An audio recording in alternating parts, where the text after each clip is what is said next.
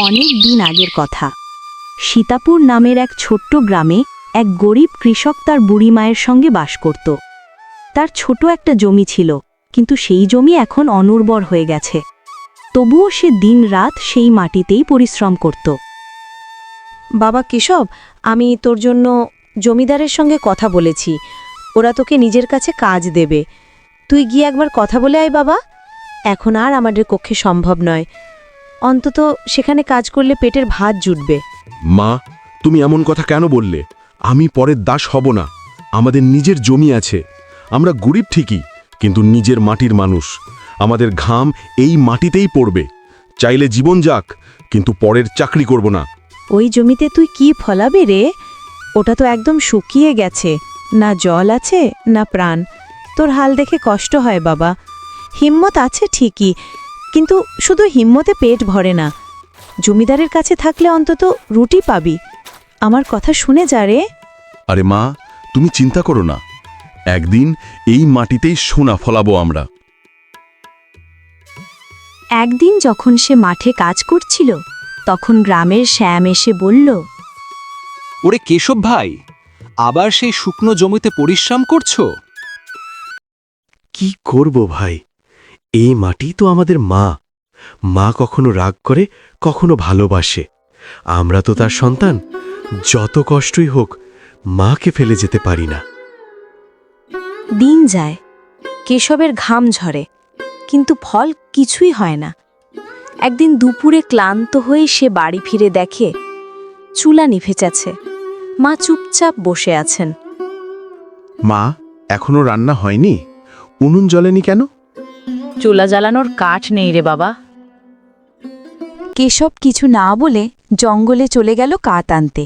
রোদেই গরমে শরীরে ক্লান্তি, তবুও থামল না। হঠাৎ আকাশে কালো মেঘ জমল, শুরু হলো ঝড় বৃষ্টি।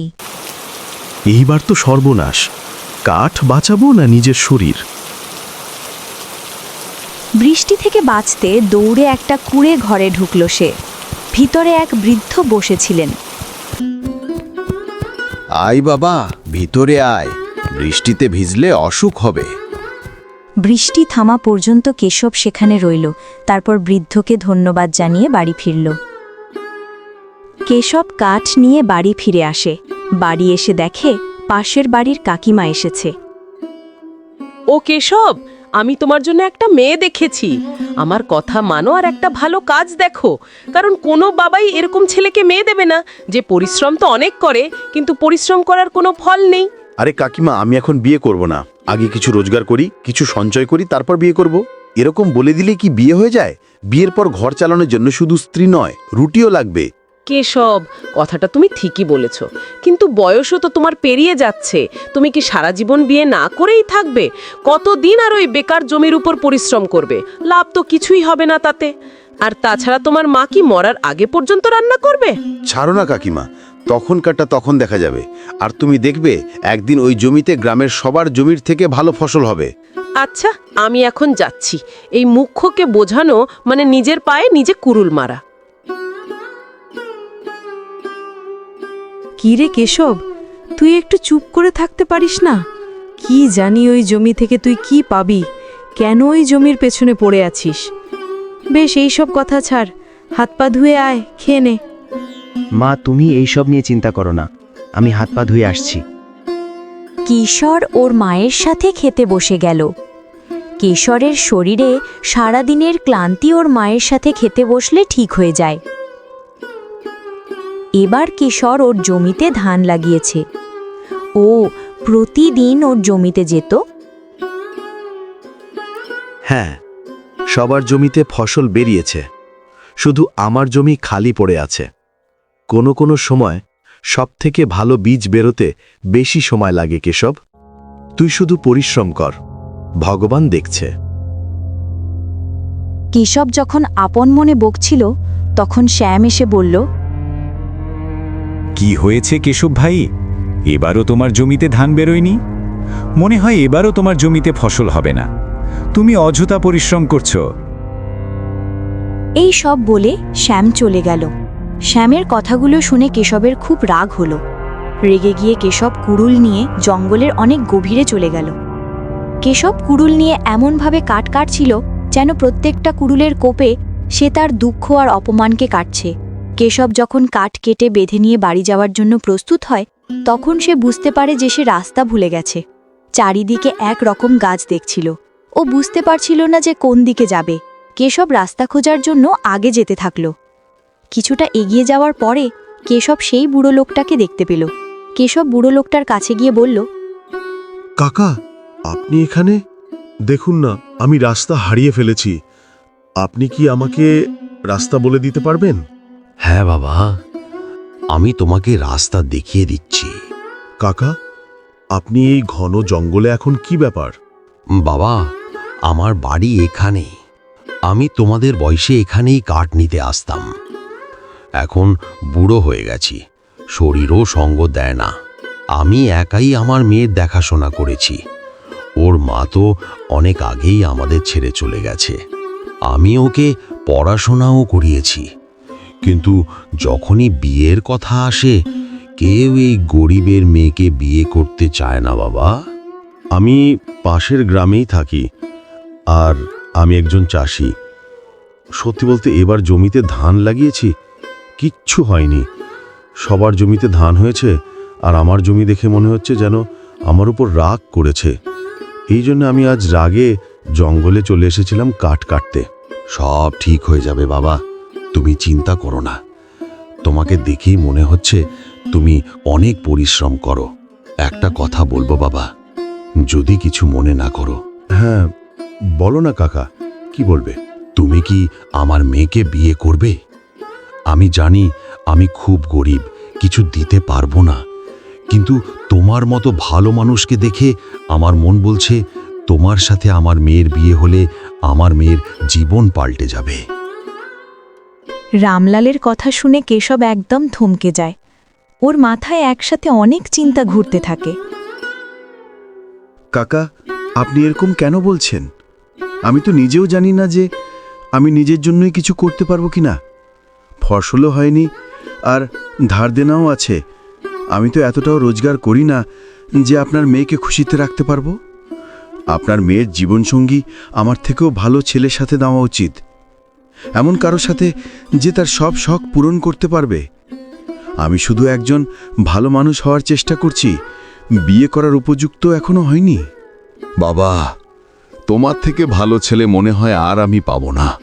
তুমি একজন পরিশ্রমী ও ভালো মনের মানুষ।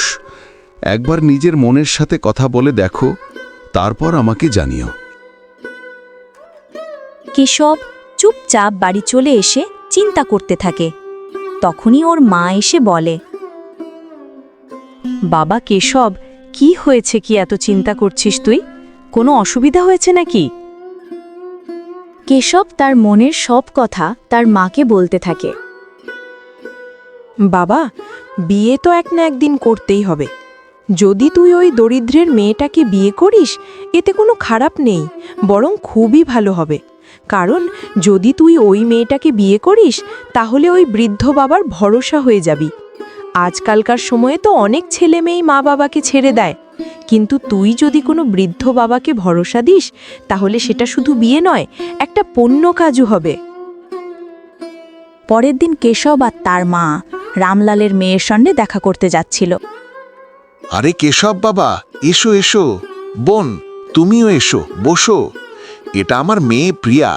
প্রিয়ার বিয়ে যদি তোমার ছেলের সঙ্গে হয়, তাহলে আমার ভাগ্য খুলে যাবে। হ্যাঁ, অবশ্যই আমি এই বিয়েতে একমত। তারপর কেশব আর প্রিয়ার বিয়ে হয়ে যায়। বিয়ের পর কেশব আর তার মা প্রিয়াকে বাড়িতে নিয়ে আসে। কিছুদিন পর প্রিয়ারও এখানে থাকতে কোনো অসুবিধা হয় না। এরপর কয়েকদিন পর কেশব আবার তার জমির দিকে যায়। জমিতে গিয়ে দেখে সবার জমিতে ধান গজিয়েছে, শুধু তার জমিটা এখনও শুকনো মাটি, একটাও ধানের গাছ বেরোয়নি। কেশব সেখানেই বসে পড়ে। ঠিক তখনই গ্রামের এক ছেলে রাজেশ সেখানে এসে বলে, কি হয়েছে কেশব দাদা, এখানে বসে আছো কেন? শরীর খারাপ নাকি? দেখ না রাজেশ, সবার জমিতে কেমন ফসল হয়েছে, শুধু আমার জমিটাই খালি পড়ে আছে। কেন যে আমার সঙ্গে এমন হয় কে জানে। মনে হয় আমার কপালটাই খুব খারাপ। কেশবদা, এবার তো এই জমির ওপর পরিশ্রম করা বন্ধ করো। আর কতদিন ফালতু পরিশ্রম করবে? এখন তো তোমার বিয়েও হয়ে গেছে, এবার একটা অন্য কাজ দেখো। এই বলে রাজেশ সেখান থেকে চলে গেল। কেশব সেখানে মন খারাপ করে বসে রইল। মা প্রিয়া, দেখ তো, এতটা বেলা হয়ে গেল কিন্তু মাঠ থেকে কেশব এখনো বাড়ি এলো না।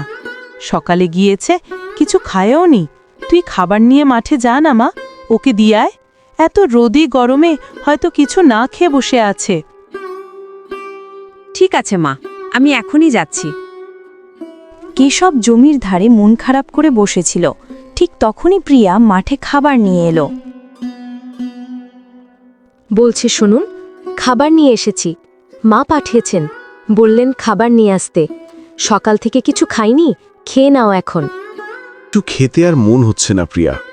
দিনরাত এক করে পরিশ্রম করেছি, তাও কোনো লাভ হলো না। বুঝতে পারছি না আমার জমিতে কি কমতি আছে। সবার জমিতে ধান হয়েছে আর আমার জমিটা দেখো, যেন মরা কাঠ। কেন আমার জমিতে ফসল হচ্ছে না? নাকি সত্যি আমার কপালটাই খারাপ? প্রিয়া খাবার দিতে যেই মুহূর্তে কেশবের দিকে এগিয়ে যায়, ঠিক তখনই তার পা জমির মাটিতে পড়ে। আর সেই মুহূর্তেই কেশবের মনে এক অদ্ভুত অনুভূতি জাগে, যেন জমির ভেতর প্রাণ ফিরে এলো। কেশবের মনে হলো, এই সে যে এই জমিতে নতুন করে প্রাণ ফেরাতে পারে। বাড়ি চলো প্রিয়া, বাড়ি গিয়ে একসাথে খাবো মায়ের সঙ্গে। তারপর তারা বাড়ি ফিরে এসে একসাথে খেতে বসে। তারপর কেশব জমির আশা ছেড়ে দেয়, আর সে আর জমিতে যায় না। এখন সে গ্রামের এক দোকানে কাজ করে। কিছুদিন পর এক সকালে গ্রামের হীরালাল দৌড়াতে দৌড়াতে কেশবের বাড়িতে এসে বলে, ও কেশব ভাই, কোথায় তুমি? তাড়াতাড়ি বাইরে এসো। কেশব, প্রিয়া আর তার মা তখনই বাইরে চলে আসে। কি হয়েছে হীরালাল? এত জোরে জোরে ডাকছো কেন? সব ঠিক আছে তো? আরে ভাই, চলো তো, তোমাকে একটা জিনিস দেখাবো। তারা সবাই হরিলালের পিছনে পিছনে যেতে থাকল। কিছুক্ষণ পর সবাই কেশবের জমিতে পৌঁছে যায়। যেই মুহূর্তে কেশবের নজর তার জমির ওপর পড়ে, তখনই সে থেমে যায়। সামনে দৃশ্যটা একটা জাদুর থেকেও কম নয়। যে জমিতে কয়েকদিন আগে পর্যন্ত একটা ঘাসও ছিল না, সেই জমি আজ ধানে ভরা। মা, দেখো, আমাদের জমিতে ফসল হয়েছে। এই সব প্রিয়ার জন্যেই হয়েছে। সেই দিন ওর পা যখন এই জমির মাটিতে পড়েছিল, সেদিন থেকেই আমার মনে হয়েছিল জমির প্রাণ ফিরে এসেছে। কেউ যেন এই ঘুমন্ত জমিকে জাগিয়ে দিয়েছে। কেশব, বাবা, এসব তোর পরিশ্রমের ফল। বাহ ভাই, শেষমেশ তোমার পরিশ্রমের জন্যই তোমার জমিটাও রং দেখিয়ে দিল।